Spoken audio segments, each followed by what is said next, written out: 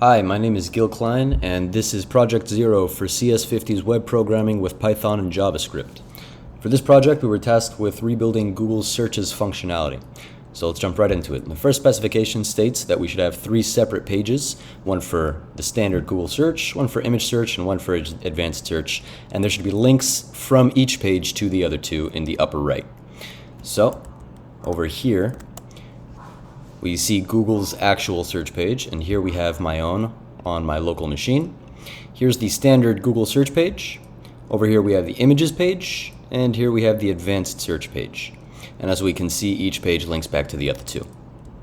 The next spec states we should be able to query text through Google's standard image search, and the search bar should be centered with rounded corners, and the search button should be just beneath, as we see over here. And if I query some text, then you see I get taken to Google's actual website. And if I do the same thing here, you will see that the functionality is the same. So here I'll go back, and I'm back on my local project. Next, we should be able to query images. So let's quickly demonstrate that. Images, dogs, and as we can see, we go to Google's actual page, and here I will test the same. Dogs, and we see the exact same response. So I'll go back to my local file here, and here I'll go back to Google Images. The next specification states, after images, that we should be able to run an advanced search with all these words, this exact word or phrase, any of these words, or none of these words. So let's quickly go into advanced.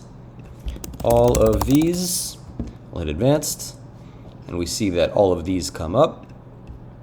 We'll go ahead and cut and paste it into this exact word or phrase, and we can see that it adds these quotes on the side. If we put it into any of these words, then any of these will come up with or in between. And lastly, none of these words will yield none of these words. So, lastly, after advanced, we get into appearance, and over here, it states that the appearance should somewhat match Google's own.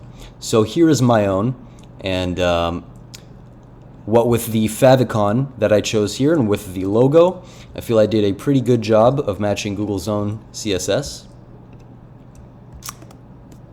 So here we have the I'm feeling lucky button, which consistent with Google's own behavior should bypass the normal search results, instead taking the user to the first result typed in. So if I type in something into my own local machine, and I type in I'm feeling lucky, I should get taken to whatever the first result is from Google when I type in something, which is the Beatles, the song Something.